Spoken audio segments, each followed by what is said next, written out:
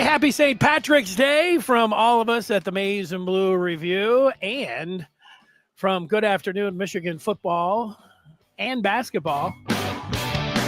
Jim Scarcelli's here, and I was just down in Ann Arbor, and I was asking some of the assembled media where their green was, and most of them said, Scar, they didn't have any green. You know, they don't have any green. They don't own any green. So green underwear, that's about it, man. No, they didn't have anything to wear, and I think that's consistent across the. Speaking of green, how about if you Detroit Tiger fans, you know, Gibby's stepping down from the box, from the booth. Kirk Gibson. Well, my thoughts are with Gibby, man. He's fighting. He's done a great job being a spokesman for what he's been dealing with, and the best to him. You know, I never saw Gibby play football at Michigan State or baseball, but you know, I can remember him as a Tiger, the hero in '84, one of the iconic pictures after he launched, you know, one of two home runs in the '84 World Series. So I like Kirk. Hell of an athlete, Denny. You know, I got recruited by Michigan State, and I was one of their top recruits, and Gibby used to help recruit. He would spend time, and I spent the whole day with Kirk Gibson. You know, he was just getting going with the Tigers, 1981.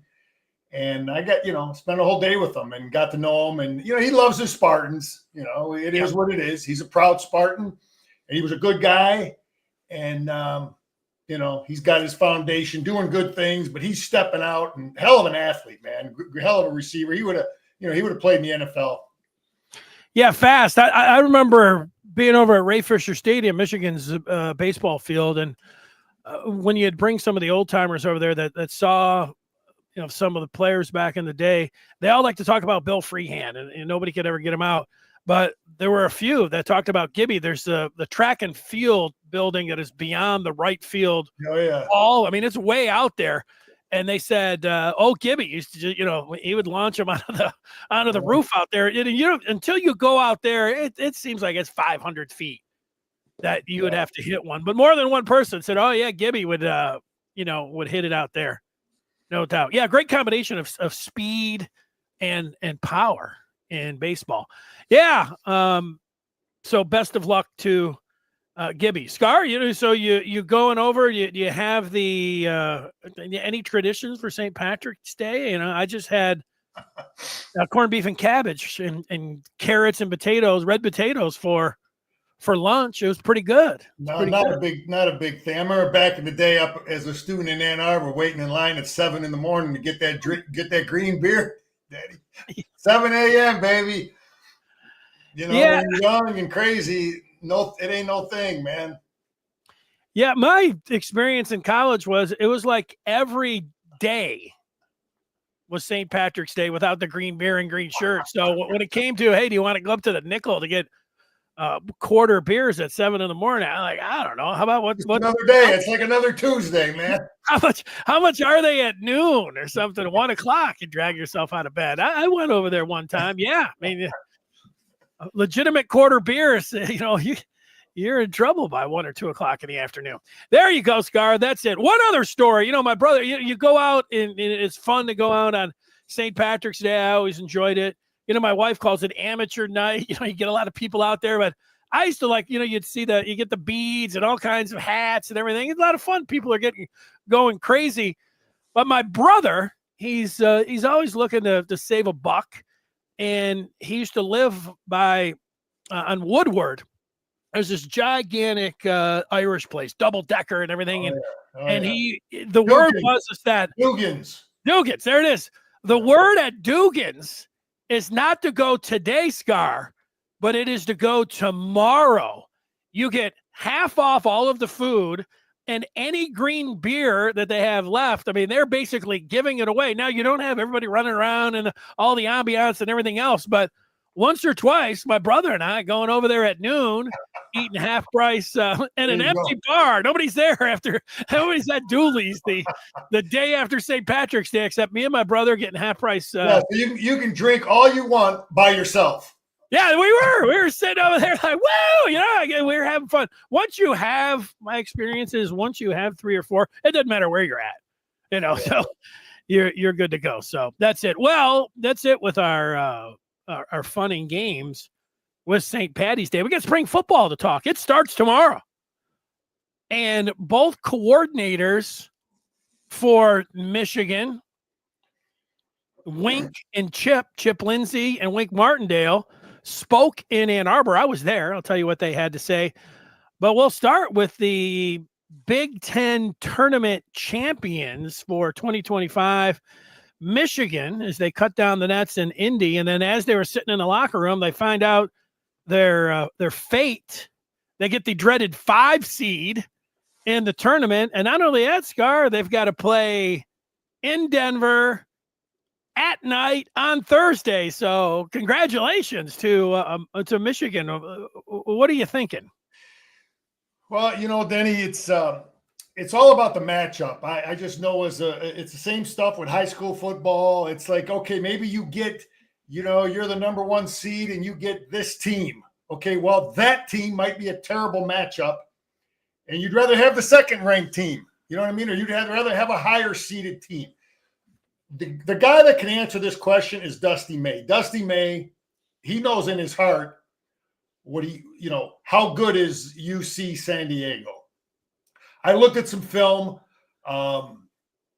They've won a bunch of games in their league. They gave San Diego State a tough game. He's got some good transfers. This is their first year being with the big boys. Their tallest guy is 6'8" and 6'7". Their 2 starters, big guys, are 6'8" and 6'7". So, yeah, I don't like playing at 10 o'clock at night. That sucks. In Denver, we got to go 2,000. I never understood the how they work the travel. Some, like Oregon's playing in Seattle. The other guys got to go, there's advantages for some teams.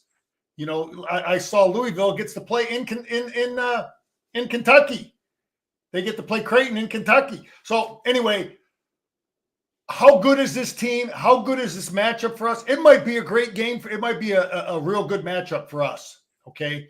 I'm going to say this to you. We're going to get in because this is my thoughts on this team after looking at some film of them.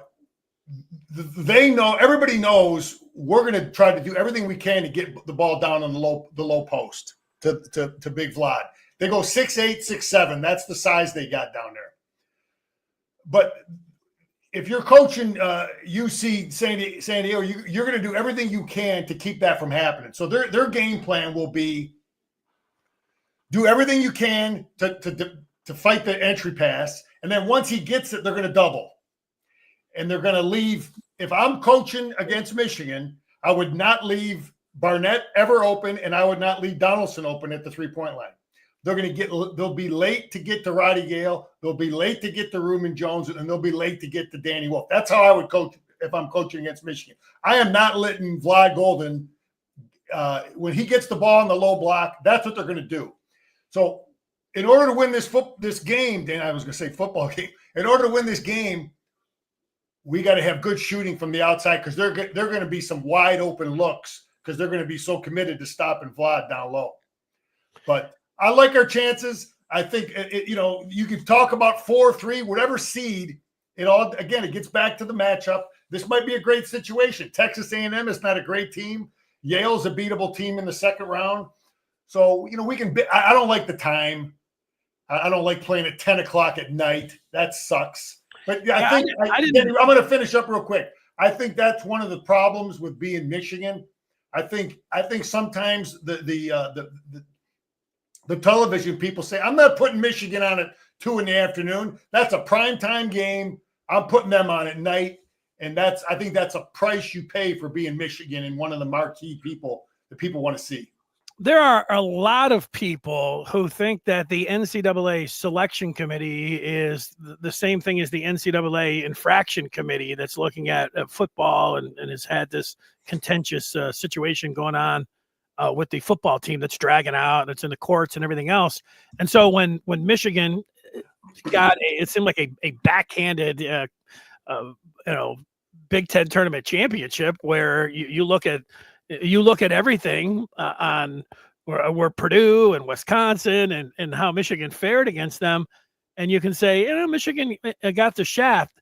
Do you believe many Michigan fans think that the selection committee was using the football situation against Michigan basketball here. Do you believe that? I don't know, Danny. I don't know how much power those people have and carry that through. I don't know. It's a different group of people, a different group of rats, you know. And we're playing at night, and you know, Dusty's got their, you know, it's like, hey, we're blessed, we're playing, and that's how you approach it, you know, as a coach. But then, listen, let me just go through. Listen. I like our matchup against this team. This team is like facing a smaller version of a Wisconsin. They got some good outside shooters. They're methodical. They pass the ball. They're going to Princeton off. They're going to stretch the floor. Vlad is going to have to defend on the perimeter. Danny Wolf is going to have to defend on the perimeter, and they're going to try to space you. But listen, I like our chances. I saw them. They beat Toledo good. That was an impressive win for them. But I see them like a Wisconsin, only smaller, a team. I like our chances. Okay. I said we got to make shots from the outside. And but Denny, let's go through some things real quick. Let's talk about this team, man. We were right there to win a regular season championship with 2 weeks left. I mean, we were right there, and it didn't work out the way we wanted.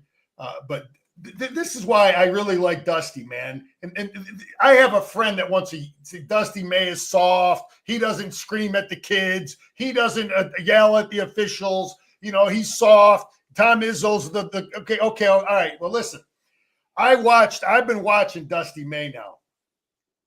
He gets after those officials. He does it like I do. He's not loud and he doesn't make a big fool out of himself, but he is constantly on those officials. He does it the way I did it, just quietly, you know, but he is there all day on those officials. So take a good look at that. But Dusty, you know, this is coaching, man. You go through in the toilet the last 3 games of the year, and this is he kept the team. He kept the confidence. He had a little time off, and he built this team back up, gave him some momentum, gave him some confidence. They beat Purdue. Tough game against a good Purdue team. We didn't turn the damn ball over against Purdue. Played smart, got screwed on a bunch of calls. And then we go beat Maryland. And Purdue was the no turnover game. I thought we really got the shaft on some calls against Maryland. Maryland's a damn good team. That freaking Queen kid is good. I don't want to see that kid no more. I'd like to see him playing with the Pistons. He's a damn good back. He's like Joker. That's what he is. That dude is good. Anyway, we beat a damn good Maryland team, and then we found a way, you know, to win this thing. But it's a huge thing for Dusty May and his staff and our players. Kept the confidence, and I want to give a shout out to Ward Manuel, Danny. You know, everybody wants to beat up Ward all the time, but you know what? He picked up the phone. He went down to Florida. And he went out and got Dusty. Okay, so we got a good coach. We got a damn good coach. So you got to give the guy credit when he does something right. Yeah, I think you had a lot of great thoughts there. The overriding one is that Michigan's got a good basketball coach. You look at Indiana, the money that they had to spend, or Ohio State with their coach, they could have gone out there and they could have got anyone. And neither of those teams are in the tournament. Not only is Michigan in the tournament, they won the Big Ten tournament, which says something, where they get a championship. And that's no small thing, where if you look where basketball and football is going, you need to be able to attack the transfer portal. You need to be able to put a bunch of different pieces together. It's exactly what Dusty May, he's not going to want to have 8 transfers coming in, but there's going to be multiple transfers.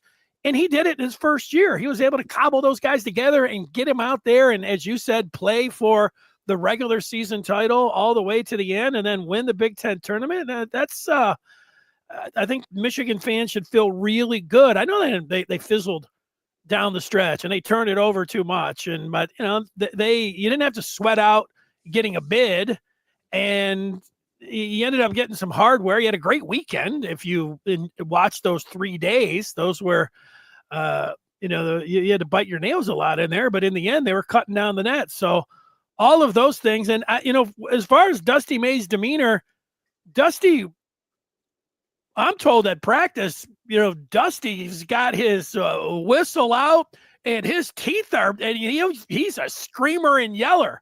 He does it in practice, Danny. That's how I was. And that's, that's exactly what I thought.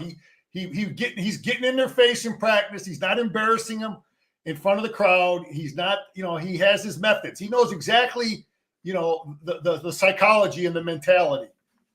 Go ahead. Keep going about. Yeah. So I think to me, you take a step back. If they would have not won in Indy and they would have just got into the NCAA tournament and they would have lost, I think there would have been a lot of like, oh man, this is the time of year. This kind of sucks, but hey, they made the tourney. So it kind of been like, yay. But when you win 3 games like they did, it's more than yay. It's like, hey, great job. Great job. You should be very enthusiastic about Michigan basketball right now for their and for the future. Now, with the tournament, to me, I think winning 1 game, they'll do well. If Yale, you never know what happens. Maybe Yale, I don't think they're going to beat Texas A&M. Texas A&M's the best offensive rebounding team in the country. Maybe they'll play like they did against Maryland. Like anything can happen, but I don't think they're going to beat Texas A&M. So if they just win 1 game, I'm going to sit here. I'm going to say that I would be happy. I don't know about ecstatic, but I would be happy, and I would think that things look good in the future. They're not beating Auburn, but look, other teams can do your dirty work for you and all of that. So, I love the 4 days, a 10 o'clock start in Denver and the altitude when you have a short bench and you don't know about Gale and all that and this team. I thought it was rotten for the committee. I know that they use the NCAA evaluation tool that they call NET, and Michigan was below all of those teams that ended up getting the better seeds like Wisconsin and Purdue. And they also used Jerry Palm, who also had Michigan down there 25-30 over these last couple of weeks. So, but when you look at it and you're a sports fan that's reasonable, you could say, Michigan got job, but the selection committee, when the Big Ten tournament championship is the last game on Sunday, and these guys don't even get a chance to shower before they're sitting down. Meanwhile, everybody else has got treatment and they're ready to play Michigan on a Thursday.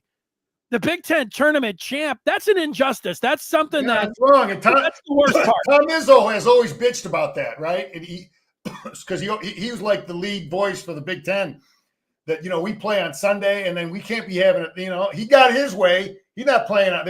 Anyway, you're right. Yeah. It's a bad deal. Our kids look at Wisconsin, man. They played 4 days in a row. Yeah, they were gassed.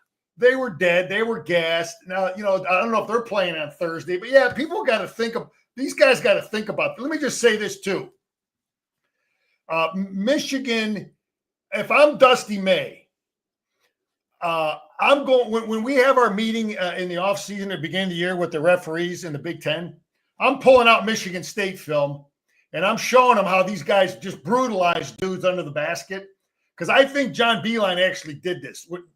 John Beilein's early years, Denny, Michigan State used to physically kick the shit out of us under the basket. They got away with all these brutal calls, physicality, and Beilein started to beat him later on because he was starting to get those calls. I knew early on when Beilein's teams were facing Izzo, if the officials were calling games tight, Izzo was whining and crying, but it was benefiting Michigan. So if I'm Dusty May, I'm showing that film to these refs and saying, are you going to allow this? Because if you are, I'm going to have to start recruiting more freaking animals that'll battle people under the basket the way these guys do. Anyway, that's just my point that bugs me about. Let me just say this to you. Some agree with me on Ward Manuel. I went and saw McKinney play, Danny. I went down to UD last week. I go to that. That's a great deal. And I'm sitting next to this old guy, this 80-year-old guy, and we're talking. He knows his basketball. And I said, he played with Dave DeBuscher. He was at Austin High. Anyway, that goes way back. Anyway, in Detroit, David DeBuscher, right? Anyway, I said, I love DeBuscher. So we're talking about this kid, and he says, you know what? You know who he reminds me of? Joe Dumars. So when I'm watching McKinney, he's not a blazer, burning speed. He's a big, thick kid. Really good shot. Athletic kid.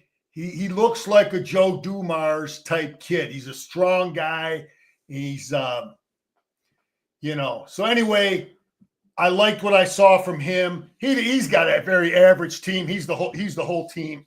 Did he remind you of Dumars? He does, and when I look at that's what he kind of reminded me. He's a 6'3", 6'4" kid, big frame, built kid, really nice shot for a high school kid. Made his free throws. And fired up for him. He's a guy that you can see. It'll be interesting to see what Dusty does with Roddy Gale and Ruben. I don't know if Ruben has another year. He does not. Okay, but anyway, it'll be interesting to see because this kid looks like he's something that is going to challenge everybody on that roster to be the two guard. Yeah, I liked that the kid that came over from New Zealand, Oscar Goodman. I saw a quote from him after the game, and he was saying, "This is growing up in New Zealand, looking at the NCAA tournament." His experience, you could tell that he was just wide-eyed. He said, coming over and practice with the team has been a blessing, and then to go through it, so to go through those 3 days, he said, this is a dream come true, being able to see this up close, and what a great experience for him. He could redshirt next year, but he comes in, or I think again, he was on with the team here, but maybe that's not the plan. But so he gets to come in and acclimate himself, to Michigan and all of that. I thought that was Denny, we're in on this kid that played a lot for Iowa, 6'10", 250-pound kid. Michigan, he's got Michigan, I think Gonzaga and Creighton. So I don't know if you read about that kid. That's what we need to replace goal. We got to have big physical kids in the Big Ten. Yes. Denny, this gets back to Dusty May's demeanor. Again, I met him briefly, but I talked to the dude, and I know a good guy when I meet him. Okay. Yeah, you could tell you liked Dusty. I just thought this guy is like I can see where guys want to play for him. I could see where he could recruit guys, and hopefully we get this big kid that wants to leave Iowa. But hey, we're in good shape. I have more confidence than you that we can win these two games. Texas A&M is not. I don't know. They play D. Okay, he's a good coach. Buzz is a good coach. I always liked that guy when he was at Virginia Tech. He's a good coach. But we got players. We got confidence. We got size in this first game. We got to make shots from the outside because they're going to do everything they can to stop Big Vlad. That would be the whole game plan for this team is how do they stop Vlad? I'm with you. That will be the number one thing that they're putting up on the whiteboard. And you can see Michigan's size. Sometimes you watch Michigan and everybody talks about the 7-footers and everything else, but sometimes you get Danny Wolf down there with them and he can use his size, the 2 7-footers, the skyscrapers. Let's go. Win that game, win that first one. Let's go. And then both Yale. I'm with you there. Yeah, Danny, we're confident now. We got momentum now. This is when you want to have it in March. Yeah, we took a crap a couple weeks ago, but we're a confident team. We're hanging banners. We got hardware. You kidding me? That kid from Iowa comes over here and meets these dudes. I guarantee you, he talks to all the players on the team because that's what you do when you talk to the players. And I got to believe the guys on that Michigan team are going to like, man, Dusty's legit. You talk to Reuben Jones, you talk to Roddy, even guys that have struggled. He's like, man, they hung with me. Those are the guys you talk to. So, yeah, and the one part, and people were criticizing this, and you understood why. It was the first Michigan State game that Michigan played against the Spartans, and it was at home. That's when Ward announced an extension for Dusty, and they didn't play great after. They didn't play great that night, and they were saying, wow, bad timing on the extension. But the one part on the extension, people don't feel that way anymore after they were cutting down the nets. But, yeah, Dusty got a raise. Yeah, his assistants got a raise. And Dusty was talking NIL too, and that's going to be a big part of it. Give me some money. and let's get Jolin involved over on with the Cagers. Maybe, I don't know. Maybe it's the whole package. These kids are smart. You got to evaluate the whole deal, man. You come in as a kid, you know, and you know you want your money. You want to play with guys you like. You know, if I'm that kid from Iowa, look at who he's looking at Gonzaga. He's looking at Creighton. You know, there's a certain kind of blueprint that kid wants to be around. You know, and Michigan is Ripstar saying Scar is a great recruiter. Hell yeah, you got to. I recruited my hallways as a high school coach. You know, but yeah, we're rolling, Denny. I think we're going to win 2 games. Yeah, well, great. And, you know, seemingly Michigan has everything in basketball. The NIL is a big piece, but having Dusty, you know, you want a coach that you feel like, hey, we can go to the Final Four. Dusty's been to the Final Four. In his first year, he's the first Big Ten coach to ever have his team win the Big Ten tournament. Those are nice things when you're out there on the recruiting front. And then everything else, Michigan is a great facility at the Chrysler Center. That's not taking a back seat to anyone out there. And obviously the school is in the academics and the campus atmosphere, you know, they're not taking a back seat to anybody either. So they're in a great spot, and it was really helped out. If you're looking ahead and also if you're staying present, all of that matters when it comes down to recruiting in the future and what's going on right now. So I can't underscore it enough. Yeah, you know, kid. When money's going to be equal at times, you know, St. John's might want a kid, Oklahoma might want a kid, Creighton might want a kid, Michigan wants a kid, and the money might be equal. And then the kid's got to come down to, you know, who do I want to play with? What kind of teammates I want to be around? What kind of environment? How do I feel about this coach, man? Is he you know, throwing guys in the toilet after they miss a couple shots? Or what's he doing? Dusty ain't that guy. I can tell you. That's why I would want to play for that guy. And people have to understand, man. He that's why his players have faith in him. You never saw Dusty May start losing confidence in Roddy Gale or Rube. You know, when those guys were struggling, you never see it, man. He just doesn't do it. That's why guys want to. That's why they can get out of the toilet. Yep, good stuff.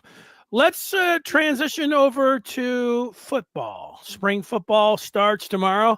Now, Michigan brought both of their coordinators today out in Wink Martindale and Chip Lindsey. And to be honest, right off the bat, the 90% of the media went to Glick Fieldhouse.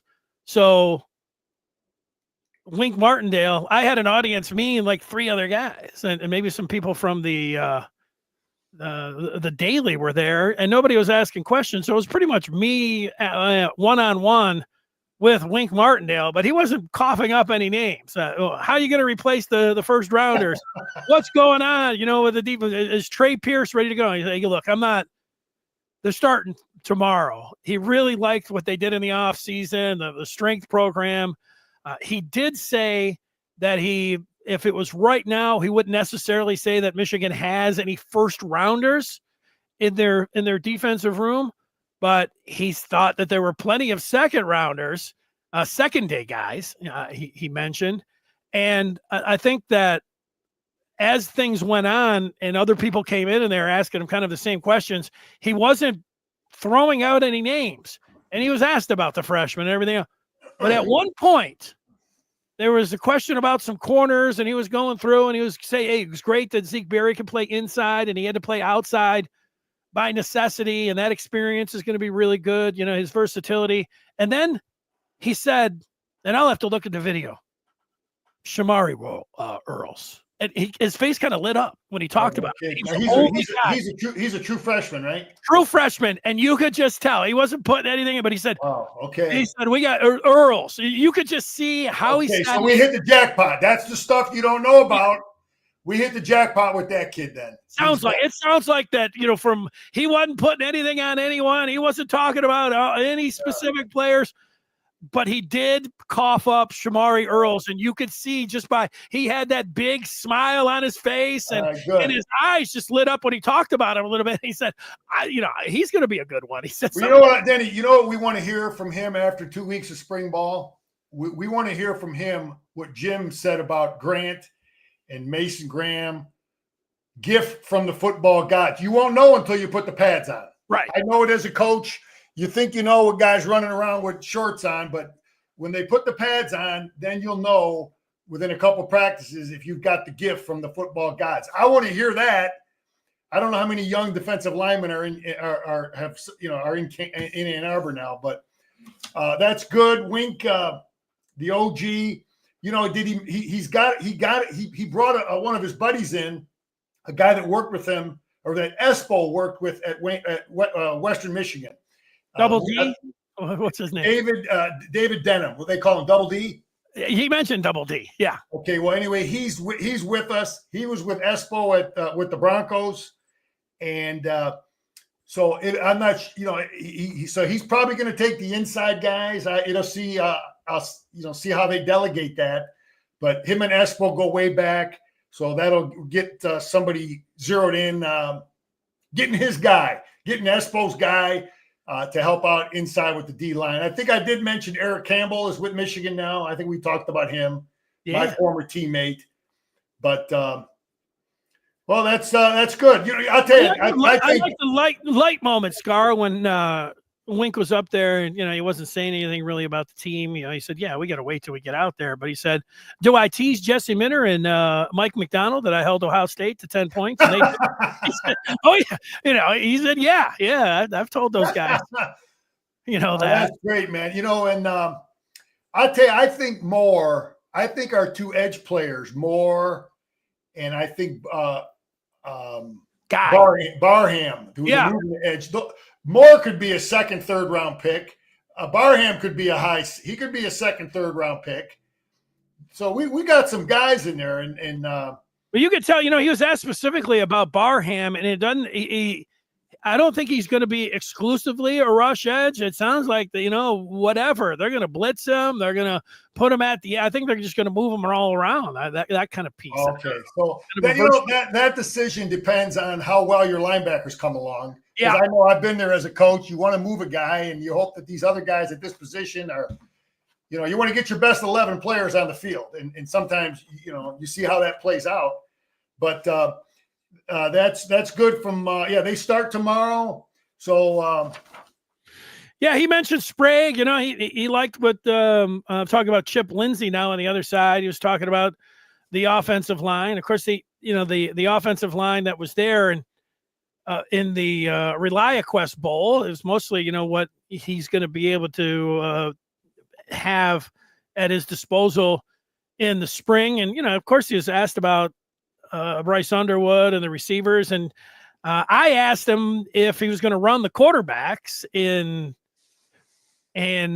spring ball, and he said absolutely. We got to look at the RPOs. We got to. He said they're not taking them to the ground or anything like that, but they're going to be running all of them because that's they got to get a look. What they run, Denny. You run that offense. They have to make reads. The quarterback has to make live reads, and if you run that stuff with a pink jersey and you're not going to get drilled, it doesn't help you very much.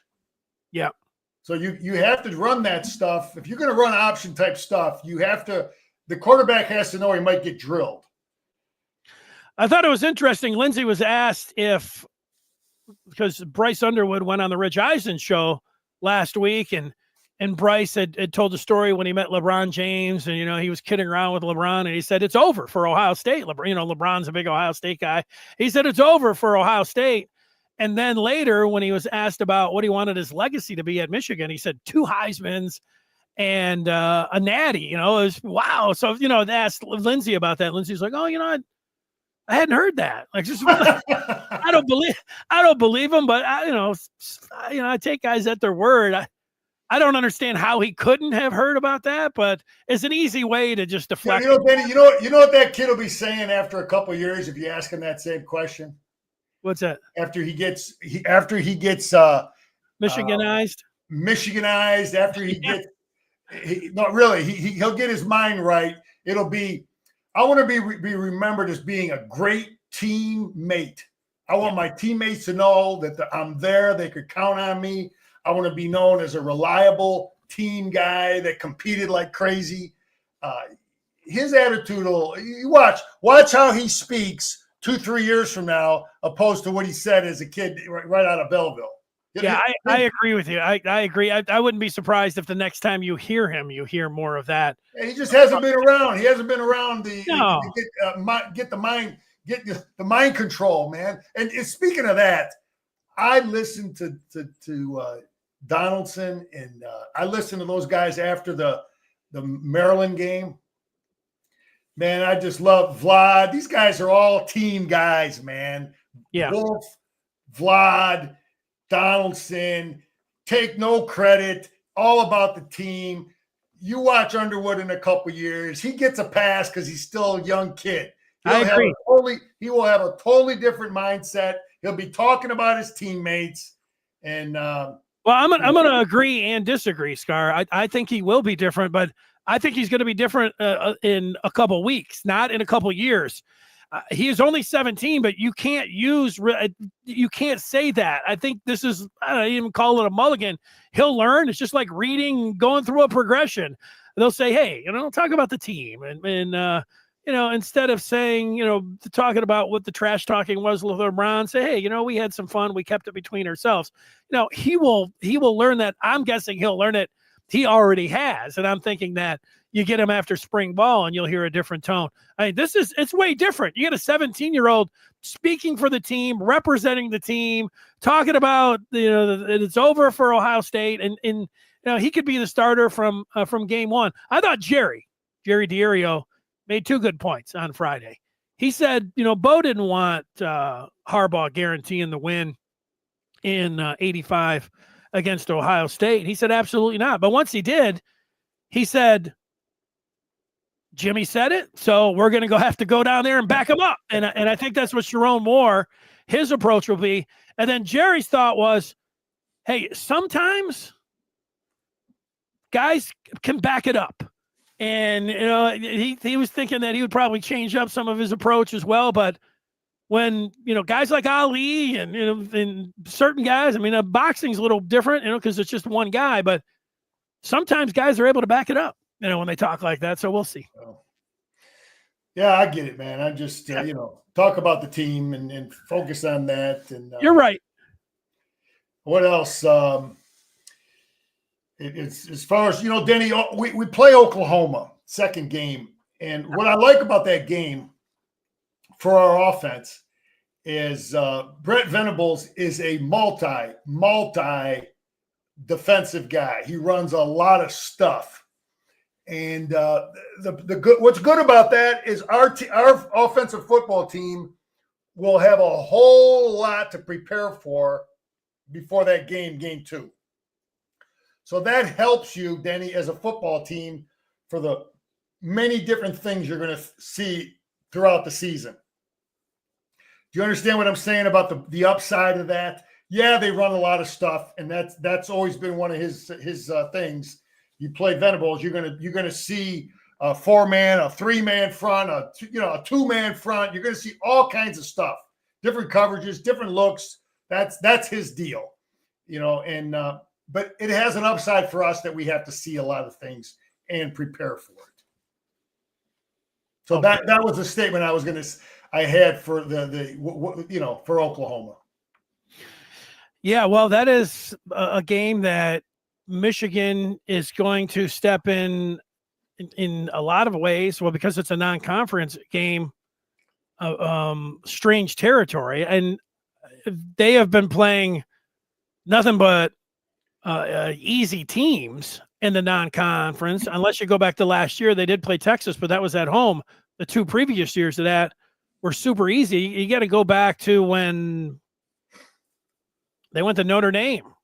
Shea Patterson was the quarterback to this team. So maybe it's just for the fans. The players, but no player on this team has been out on the road for a non-conference game that early in the season. So it'll be a little different for them. Yeah. I talked about this last week. I'm just looking at Bowling Green. Eddie George is getting his staff together. Scott Leffler took a job as an assistant with the Eagles, and his whole staff is now out of work. It just bugs me. It pisses me off. I remember Bo saying, why he didn't go to Texas A&M. He's like, I got all these people working over here counting on me. I've been a leader, man. I had 150 employees at a company when I ran something, and I was a head football coach. And, it kind of bugs me, but I think also he kind of got frustrated that he wasn't getting opportunities to be a head coach at a bigger school, even though he had decent, moderate success where other guys were. That's kind of a narrative I had heard through the grapevine. He did decent things at Bowling Green, but he's never gotten an opportunity at a bigger school because for whatever reason. I'm a little pissed off that all those guys that worked with him are out of work, Danny. That's my point. That's understood. I get it. I think they get it. It's not fun. You get into coaching like that, and it's great when you're in it, and then suddenly the rug can get pulled out from under you. Hey, it happened in radio too. I'll tell you. Yeah. Hey, Danny, speaking of rug, cutting the rug, Rich Rod. I follow what Rich Rod's doing. Yeah. He's got his guys dancing on TikTok, doing some crazy stuff. So he don't want them dancing on TikTok. Oh, he said he doesn't want them dancing? No dancing. You look like an idiot. It doesn't represent the program very well. So I kind of agree with him that you don't want to, your guys doing a bunch of stupid stuff on TikTok. Well, there's a player that Michigan is recruiting at quarterback. I forget his name. He's the top guy. Lyons, I think his name is. He's a TikTok. I don't even know if he needs to go to college or do anything. He's already this gigantic TikTok star and influencer where he's getting, I don't know how much they get paid, but who knows? It was like the kid on the Michigan basketball team a couple years ago. He never played. I forget his name too. Nunez maybe or something like that. He was a TikTok superstar. And, he got a scholarship at Michigan. He never played, but man, he was making pretty cool videos. So anyway, Danny, I'm putting myself as a former player, and they start tomorrow, and it is so crucial for so many guys. Now, you said Chip talked about the offensive line and the guys that played in that game against Alabama. And so if you look at that, and if he mentioned Sprague's name, he did, Denny, then that means to me that there's only one position that's up for grabs, and that's the left guard position. Because everybody's back. Link and Sprague are going to be our tackles for the next couple of years. Gio's back, Crippen's back. So everybody's battling for backup positions or the left guard. So the transfers are all battling for that left guard position. And so anyway, it's a crucial spring for a lot of guys. Because let's hear Chiplin's here. Kind of figure out who's going to be playing. Here it is. I think we're in the process of finding that out. One good thing we had was a bowl game where a lot of those guys got to play and get reps maybe they wouldn't have. So I think that's a good start. And me being here, I was still learning names and everybody then. But, as what I've seen through the offseason and watching film is, we got a good young group for sure. Some of them haven't played as much as you probably like, but I think we got a great idea of how we're going to rotate guys during the spring. It is a competition. And at any position, when you have that competition, I think that's when you get the best out of it. I mean, it's kind of an old cliche, but it's the truth. And they're all working extremely hard to get, they're busting their tails trying to get to the top of that chart. But it's going to be something that's going to move up and down every day. And, you'd like for one of them to kind of step up and be the guy, but we're a long ways from that. And so it'd be good to see which are the guys that are working at left tackle? Sprague's going to probably stay over where he's been at right tackle, but I think the combination, if we can get any of the younger ones involved, I'm not sure yet. Realistically, are they going to be ready to play left tackle as freshmen? But I think, from the standpoint of, I'm going blank with the left tackle, opposite Sprague. Babalola, good player. Going to be a really good player. Is he ready yet? I don't know. There you go. Talking about true freshman Babalola over there. Possibility. Yeah. Well, that's interesting. He didn't mention Link's name. I didn't. I was surprised too that he didn't mention Link's name. Because I thought he really improved as a year. But Denny, that's competition, man. Competition is the word. You've collected 100 really good players, and they're going to battle it out. Every practice is so important. And one day you'll have the blue jersey, which means you're the first group, and the next day you'll have a different color jersey with the backups. I think the way they do it, first and second team defensive players will have a blue jersey, and the third team guys and beyond will have a white jersey. You follow me? And then so that when they're going against the back, whatever. So you don't want to have you want to keep your jersey and keep moving up.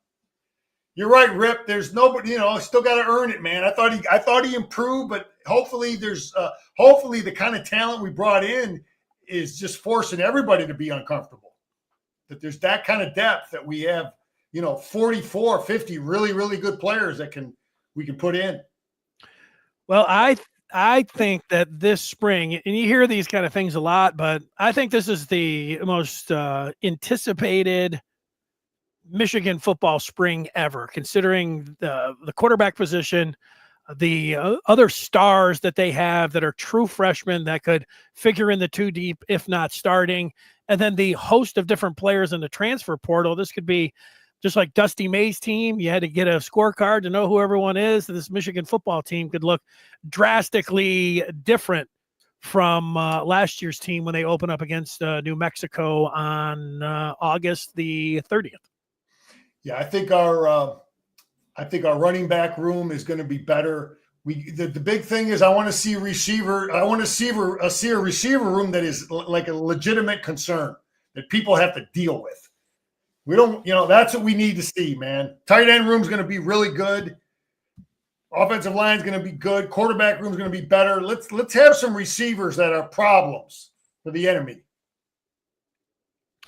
One more picture, Scar, while we're here. I was the first one over for the news conference, and they've got all of these glass cases and everything, and they're cleaning them up, getting them ready for everything. So they didn't have a glass case on this picture. It looked like they got a Tom Brady jersey.